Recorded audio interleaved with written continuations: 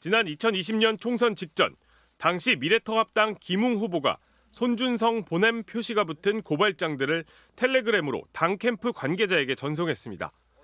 당시 윤석열 검찰총장의 측근이었던 손준성 당시 대검찰청 수사정보정책관이 전달자로 지목되면서 검찰이 정치권에 고발을 사주했다는 이른바 고발사주 의혹이 불거졌습니다. 수사에 나선 고위공직자 범죄수사처가 재작년 5월 손준성 검사를 법정에 세웠고 기소 1년 8개월 만에 1심 법원은 손 검사에게 징역 1년형을 선고했습니다. 다만 손 검사를 법정 구속하진 않았습니다. 법원은 핵심인 공직선거법 위반 범죄는 최종적으로 실행되지 않았다면서도 개인정보보호법과 공무상 비밀누설 혐의만으로 징역형 실형을 선고했습니다.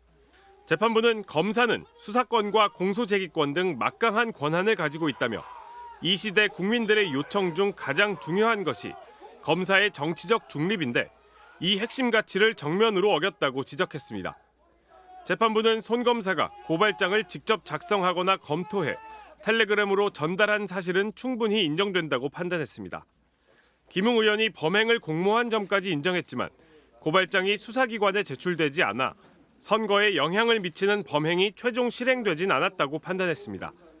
앞서 검사로서 양심에 어긋나는 행동을 하지 않았다는 입장을 밝혔던 손준성 검사는 항소해서 다투겠다고 말했습니다. 직접 기소한 사건 3건 중 처음으로 유죄 판결을 받게 된 공수처는 판결문을 보고 항소 여부를 검토하겠다고 밝혔습니다. MBC 뉴스 윤상문입니다. 기자회견을 자청한 윤석열 전 검찰총장은 먼저 국민의힘 김웅 의원과 주고받았다는 제보자의 SNS 대화방 자료들이 모두 괴문서라고 비난했습니다. 고발장 등의 작성자가 아직 불분명하다는 이유입니다. 그게 괴문서 아닙니까? 디지털 형태든 지면 형태든지 간에 그 출처와 그리고 작성자가 딱 드러나야 되는 거 아닙니까? 또 언론에 먼저 알린 제보자는 공익신고자가 아니라고 규정하며 스스로 신원을 밝히고 나오라고 압박했습니다. 언론의 제보부터 먼저 한 사람이 어떻게 갑자기 공익제보자가 됩니까?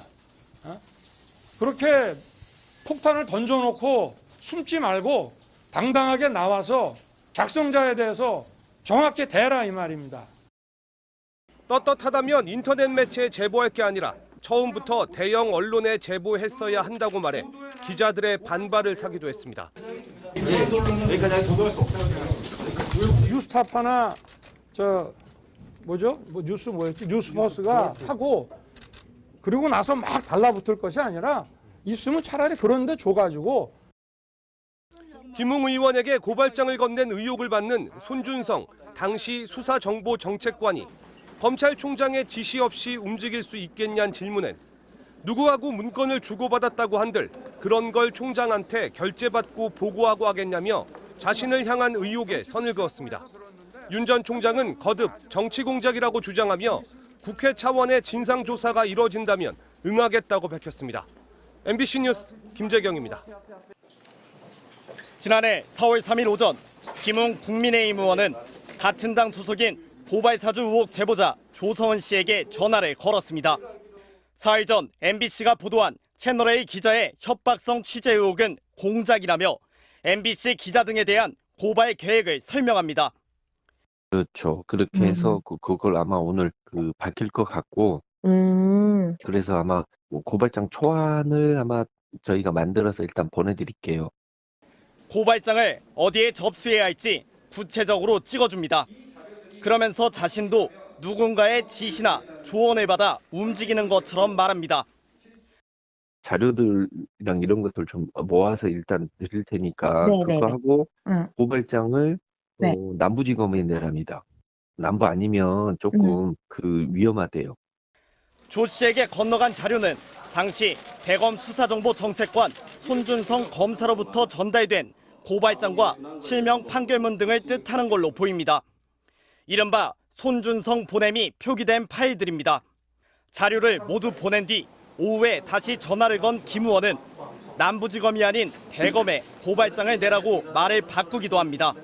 고발장 만약 가신다 그러면 그쪽에다 이야기를 해놓을게요. 그래서 적당한 수순이 나가고 너무 막 편하게 하면 안 되니까.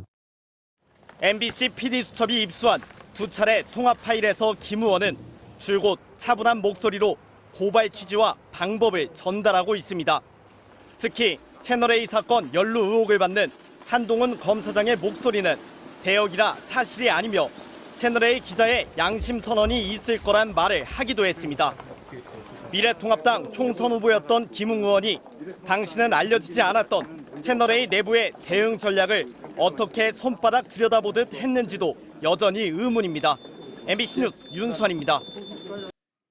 김웅 의원과 조성은 씨 통화 파일엔 윤석열 검찰이 개입했다는 의심을 사지 않기 위해 누차 당부하는 내용이 담겨 있습니다. 윤석열이 시켜서라는 문제의 발언도 이런 맥락에서 등장합니다.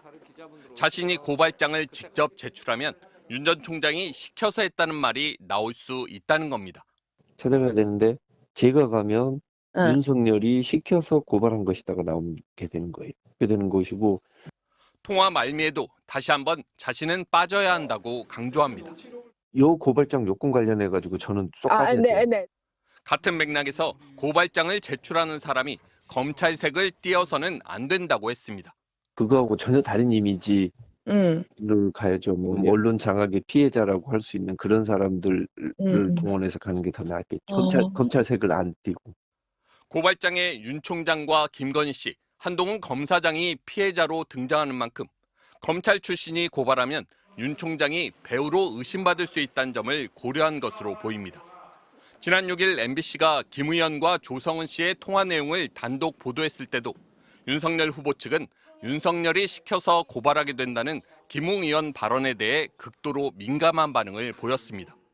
확인이 안 된 상태에서 그냥 자의적으로 윤석열이라는 이름을 넣은 거예요. MBC 부분은. 기자는 다른 기자들은 뭡니까? 다 검찰이라고 했단 말이에요. 그 부분이 가장 중요한 거지 않습니까?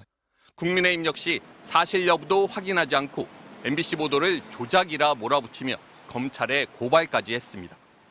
다른 언론들의 기사엔 윤석열이란 이름이 없다는 게 유일한 고발 근거였습니다.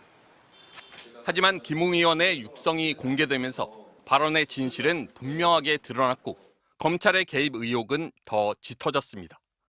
오늘 밤 MBC PD수첩은 누가 고발을 사주했나란 제목의 방송에서 고발 사주 의혹의 핵심 단서인 김웅 의원과 조성은 씨의 지난해 4월 통화 녹음 파일을 공개합니다. MBC 뉴스 이호찬입니다.